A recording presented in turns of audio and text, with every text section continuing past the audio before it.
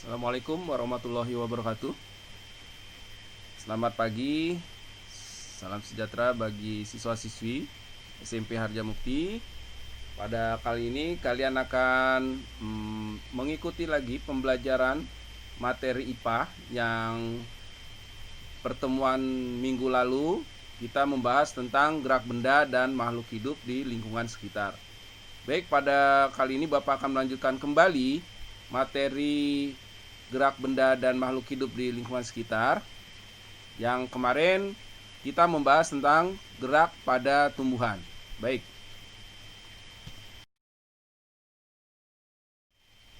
Ya, untuk kali ini yang akan Bapak bahas mengenai gerak lurus, kemudian gaya dan hukum Newton. Next. Nah, tujuan pembelajarannya yaitu dengan mengamati, menanya, menjawab, dan berdiskusi ya. Jadi pertama mendeskripsikan konsep gerak lurus, kemudian menganalisis perbedaan antara kelajuan dan kecepatan, kemudian menghitung kelajuan, kecepatan, dan percepatan pada beberapa contoh kasus dengan menggunakan rumusan gerak lurus beraturan. Kemudian menghitung jarak tempuh hewan yang berlari dengan kecepatan dan waktu tertentu. Dan mendeskripsikan konsep gaya, kemudian kalian juga dapat nanti menyebutkan pasangan gaya aksi dan reaksi. Kemudian membandingkan besar gaya aksi reaksi yang terjadi antara burung dengan udara ketika burung sedang terbang. Kemudian menganalisis penerapan hukum Newton dalam kehidupan sehari-hari. Kemudian menghitung berat benda dengan menggunakan persamaan hukum 2 Newton. Dan menganalisis penerapan hukum 3 Newton pada atlet lompat tinggi. Serta menganalisis hubungan antara gaya dan massa dengan percepatan benda bergerak. Kemudian melakukan percobaan gerak lurus pada benda, melakukan percobaan tentang pengaruh gaya terhadap gerak, dan menyelidiki sifat kelembaban suatu benda. Melakukan percobaan hukum 2 Newton, membuat laporan tentang hasil identifikasi jenis gaya yang bekerja pada benda yang bergerak dalam kehidupan sehari-hari. Next. Nah, tahukah kalian bagaimana suatu benda dikatakan bergerak? Benda dikatakan bergerak apabila mengalami perubahan, ya, perubahan dalam suatu acuan.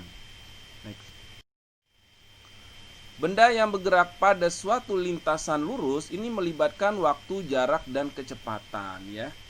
Nah, bagaimana hubungan antara jarak dengan waktu, ya, dan juga bagaimana hubungan antara kecepatan dengan waktu.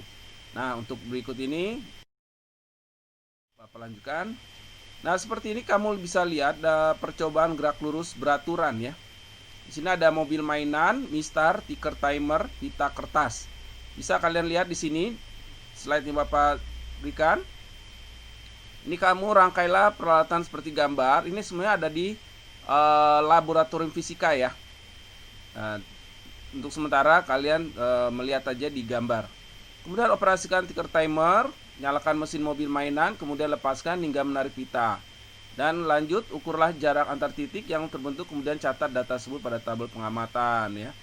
Nah, berikutnya apa yang perlu kamu diskusikan di sini yaitu bagaimana prinsip kerja rangkaian percobaan tersebut, apa fungsi tiker timer dalam percobaan tentang GLB tersebut. Nah, kemudian buatlah grafik hubungan antara jarak sebagai sumbu Y dengan waktu sebagai sumbu X. Buatlah grafik hubungan antar kecepatan sebagai sumbu Y dengan waktu sebagai sumbu X.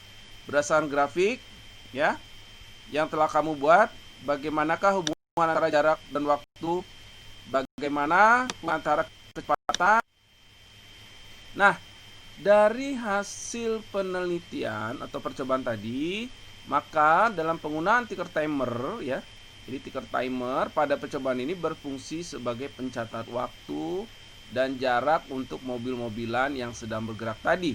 Nah, di sini sumbu Y sebagai waktu ya, dan sumbu X sebagai ini titik-titiknya ya. Nah, ini gerak konstan. Gerak konstan ini apabila titik-titiknya ini jaraknya sama, maka dikatakan gerak konstan. Nah, gerak dipercepat, di sini lihat titik-titik di awalnya agak rapet ya. Nah, kemudian lama-kelamaan renggang. Nah, ini yang disebut dengan gerak dipercepat. Jadi pertama pelan-pelan seperti gini. Kalau kamu naik sepeda, pertama awalnya pelan, kemudian kamu ngebut. Atau kamu naik motor, pertama startnya awalnya pelan, terus pengen kenceng, kamu kenceng ya. Nah, ini namanya dipercepat. Nah, kalau gerak diperlambat seperti ini, titik-titiknya awalnya jarang-jarang ya, kemudian mulai merapat. Nah, ini disebut diperlambat. Contohnya apa? Ketika kamu naik motor ngebut, tiba-tiba kamu ngerem, nah itu disebut dengan gerak diperlambat. Ya, paham? Nah, berikutnya nih grafik hubungan antara jarak sumbu Y dan waktu ya. Nah, ini kamu bisa lihat. Jadi grafiknya ini naik ya. Tapi berbanding lurus ya. Antara jarak, jadi makin jauh jarak, maka waktunya juga lama nih, makin lama. Jadi sebanding ya. Nah, tapi grafik naik ke atas. Nah, kemudian untuk kecepatan dengan waktu, ya ini juga grafiknya seperti ini. Kecepatan misalkan 50 km per jam. Nah, waktunya makin tetap ini stabil artinya ya. Waktunya lama, walaupun lama tapi tetap stabil. Nah, baik, oke. Next. Nah, ini kita akan bahas tentang gerak lurus. Jadi gerak lurus itu adalah lintasannya lurus ya. Nah, sini bisa kamu lihat ada gambar ya. Dari mulai kamu dari rumah ya, dari rumah ke sekolah. Lihat ini lintasannya seperti ini ya. Nah, ini jaraknya 1 km dari rumah ke sini ya. Kemudian dari sini ke sini 1 km ya. Bisa dilihat ya. Jadi apa perbedaan antara jarak dan perpindahan? Nah, jarak. Nah, lihat sini ada segitiga siku-siku ya. Ya, A, B, C. Lihat sini B ke C, terus A ke C dan A ke B. Jadi jarak itu dari A kemudian ke B dan B ke C. Nah, ini namanya jarak 1, 2. Ini jarak. Nah, perpindahan itu apa? Perpindahan itu dari A ke C ini ya. Ini namanya perpindahan. Sekali lagi, jadi kalau jarak dari A ke B terus ke C. Perpindahan dari A ke C. Jadi apa itu jarak? Jarak adalah panjang lintasan yang ditempuh ya. Dan jarak termasuk perbesaran skalar, yaitu tidak ditentukan arahnya. Nah, baik. Perpindahan adalah jumlah lintasan yang ditempuh dengan memperhitungkan posisi Sekarang awal kalian dan pikirkan perjalanan jarak saat lurus kamu kamu pergi dari rumah posisi ke sekolah. awal ke posisi Apakah akhir. kendaraan yang kamu Perpindahan tumpangi termasuk melaju besaran dengan vektor ya. Kemudian pertanyaan berikutnya, bagaimana kamu bisa mengukur kecepatan kendaraan yang kamu tumpangi? Next. Nah, di sini kamu lihat seorang atlet pelari lompat gawang ya. Nah, di sini waktu 0 sekon, kemudian dari jarak 0 meter ke 5 meter ini masih belum ya. Kemudian waktu 2 detik, 10 meter ke 15 meter, dari 20 meter ke 25 4 detik. Dan pada saat 6 detik waktunya jaraknya sudah 30 meter ya. Jadi dia membutuhkan waktu 6 detik dalam jarak 30 meter. Jadi dengan kata lain, atlet itu mampu menempuh jarak 5 meter tiap sekonnya. Nah, bagaimana? Di sini ada rumus ya. Kemampuan atlet dalam menempuh jarak itu dalam Ini fisika apa nih? simbolnya Kalau kalian bisa lihat, jadi tertentu dapat ditulis kelajuan sama dengan speedometer ya. Gambar speedometer. Bagaimana cara yang ada mengukur di kendaraan kecepatan ini kendaraan tidak mengukur bermotor kecepatan gerak. tapi nah, kamu perhatikan di sini. Di sini ada gambar GPS ya pada mobil. Nah, jadi pada mobil tertentu Jika kelajuan mengukur mengukur jarak GPS, tempuh, global maka positioning kecepatan system mengukur perpindahan delta untuk S ya, menginformasikan ini posisi, delta S kecepatan dengan arah dan delta waktu. adalah perubahan Pada GPS atau mobil selisih. melaju dengan kelajuan Ini tetap simbol yaitu ya, 20 simbol meter per fisika ya. detik.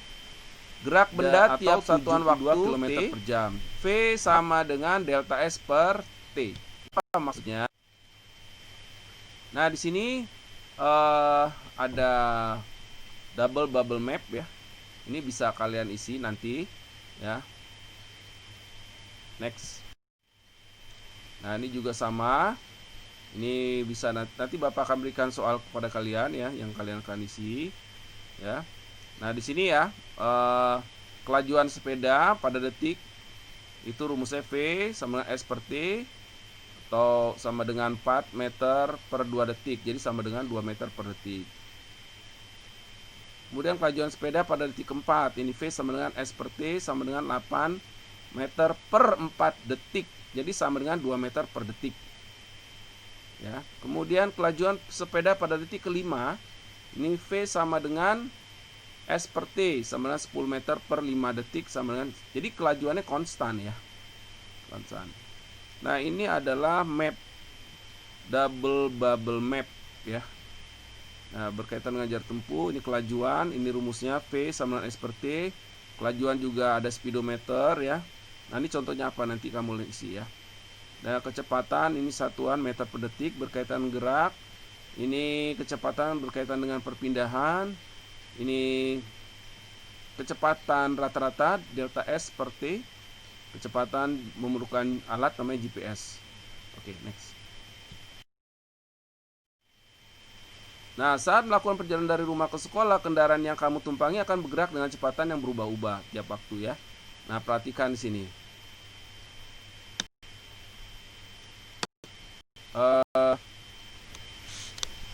Nah, ini pada lampu hijau, ini kecepatan awal V0.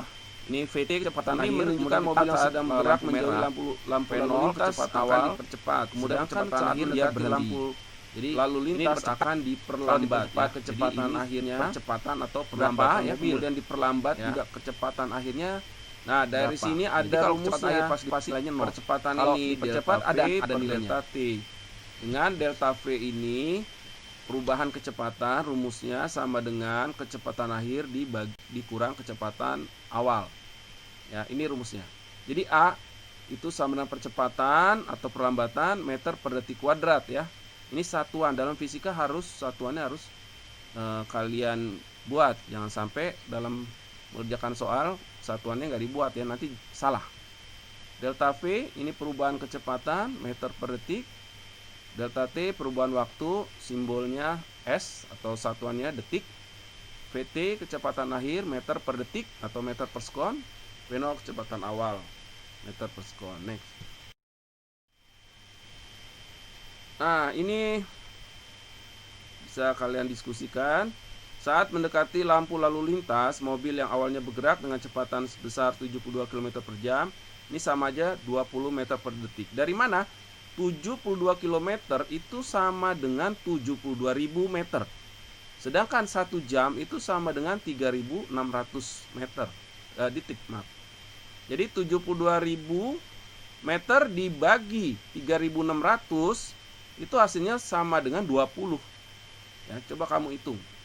Ya, jadi 20 ini didapat dari mana? Dari 72.000 dibagi 3.600, hasilnya 20. Nah, dikonversikan dari kilometer ke meter, dari jam ke detik ya. Ini diperlambat. Ini diperlambat hingga 0 km per jam dalam selang waktu 5 detik dengan proses perubahan seperti tabel. Jadi berapakah perubahan kecepatan mobil dalam setiap sekon? Coba kamu diskusikan. Ya. Nah, di sini kita bisa lihat setelah kita melakukan diskusi, apakah kamu telah menemukan besarnya perubahan kecepatan dalam setiap sekon?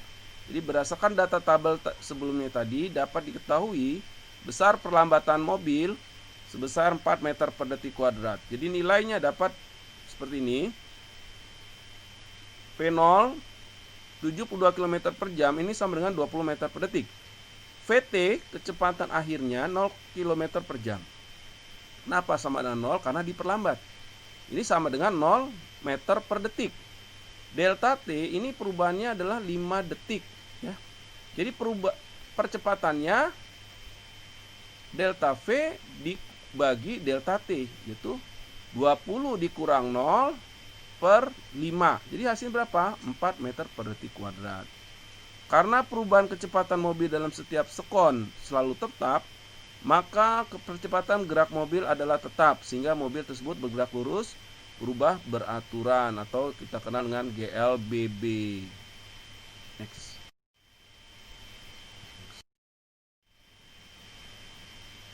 Oke, gaya materi berikutnya. Gaya adalah tarikan atau dorongan, ya. Jadi gaya dapat mengubah bentuk, arah, dan kecepatan. Ya. Gaya dapat mengubah bentuk, arah, dan kecepatan. Apa saja contohnya gaya? Ya, gaya dibagi menjadi dua, gaya sentuh, gaya tak sentuh, ya. Gaya otot. Kalau gaya sentuh di sini menggunakan gaya otot. Nah, lihat di sini seorang anak sedang memanah dan satu lagi ketika seorang siswa sedang mendorong, ya. Jadi gaya sentuh ini gaya otot dan gaya gesek. Sedangkan gaya tak sentuh gaya yang tidak membutuhkan sentuhan langsung dengan benda yang dikenainya, ya.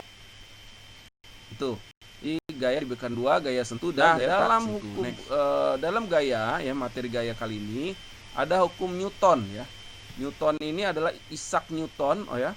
Ini dia penemu hukum gaya. Jadi ada tiga gaya, dan ada tiga hukum, maaf. Hukum 1 Newton, hukum 2 Newton, dan hukum 3 Newton, ya.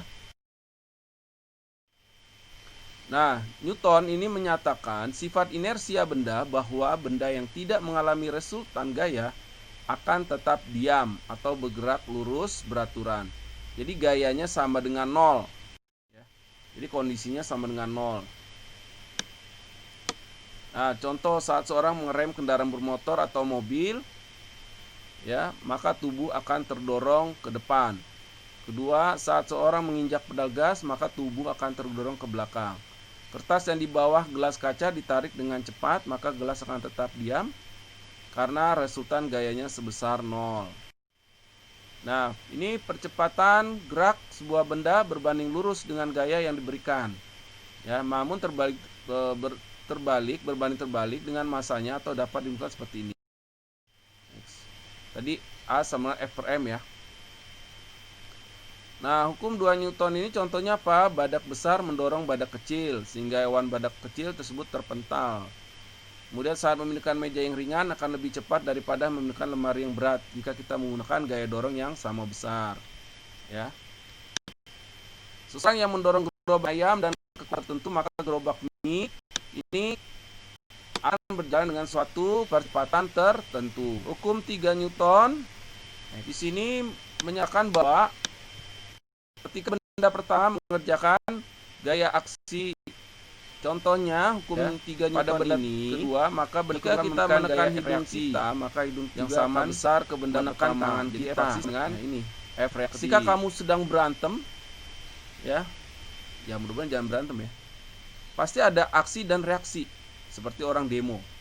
Itu ada aksi, maka ada reaksi. Demonstrasi maksud Bapak.